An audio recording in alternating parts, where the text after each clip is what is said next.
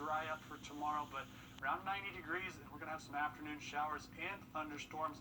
Same thing for Thursday, but the front moves through, and I'll have more details on what happens for this weekend with the heat coming up in a little bit. Brad? An Augusta murder suspect still waiting for a bond hearing. Jason Cunningham is charged in the death of Nicole Harrington. Harrington's body found last week in the parking garage across from the Marriott on Reynolds Street. She'd been shot. Cunningham had a first court appearance Monday, but no decision was made, and the DA says they're probably going to have a bond hearing next week. News Channel 6 has also learned that Cunningham resigned his job as a sheriff's deputy back in 2018 instead of getting fired for a failed drug test. Augusta District Attorney Natalie Payne says she's tested positive for coronavirus. Payne making the announcement this morning. She says she was tested as a precaution after learning of possible exposure at the courthouse. She is entering self-isolation and says she'll work remotely during that time from home. Payne says she encourages her employees and work colleagues to get tested as well. South Carolina's governor is teaming up with restaurant ownership groups. Their goal is to make safer restaurants easier to find. It's called the Palmetto Priority Safety Initiative, a pledge made by restaurants to follow safety protocols, masks, social distancing, etc. Diners will be able to share their experiences on the Palmetto Priority website. Augusta University students will soon be back in the classroom. In-person activities at the Health Science campus will begin again July 1st and August 3rd. Students will return to class August 10th. The university's plan includes social distancing and limitations of in-person meetings. All of AU's plans are being made available to students, faculty, and staff. And Columbia County educators trying to figure out the fall schedule. Some key items on their agenda are the return to school, how that's going to look, a graduation venue, open house dates. You can find the link to their live stream meeting on the school district's homepage. Also happening right now, Richmond County School Board meeting to approve a budget for next school year. News Channel 6's Wes Cooper is live at the Board of Education downtown. Wes, cuts are a part of that budget proposal.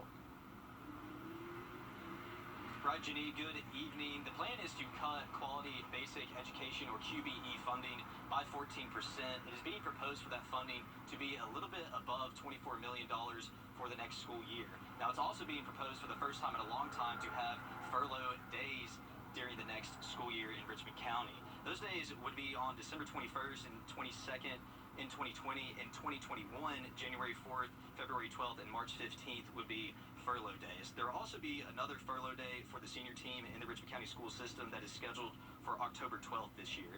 Due to House Bill 444 and reduced state funding, the plan is to discontinue the early college program in Richmond County schools. We looked at funding across the board, and we looked at programming. Anywhere that we spend money, we're doing our best effort to make sure it doesn't impact, and it will not impact student achievement.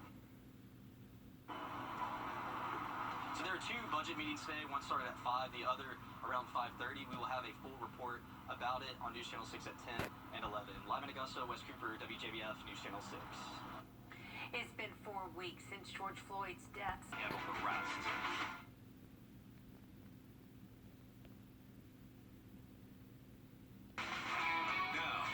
Wjbf sports coverage you can count on.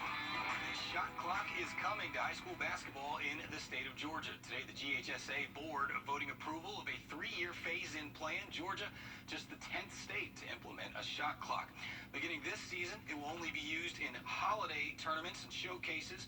In 2021, they'll use it in approved tournaments, and then regions will be allowed to decide whether or not to use it for region games. In 2022, all GHSA varsity games will have the 30-second shot clock. We talked to longtime Evans head coach Kevin Kenny about the new plan. I'm excited about it. I mean, it's brings something new to the game, and anytime you bring something new to the game, and I think that's an advantage. I think the fans will like it, and like I said, I'm not afraid to say it'll be a little bit of a learning curve for me, even though I've got 30-some years in it. But I'm excited about learning and getting some plays in there and everything, and getting ready for it. So again, here is the plan, and Kevin Kenny says Evans will use the shot clock this season in their holiday tournaments. The Augusta Green Jackets are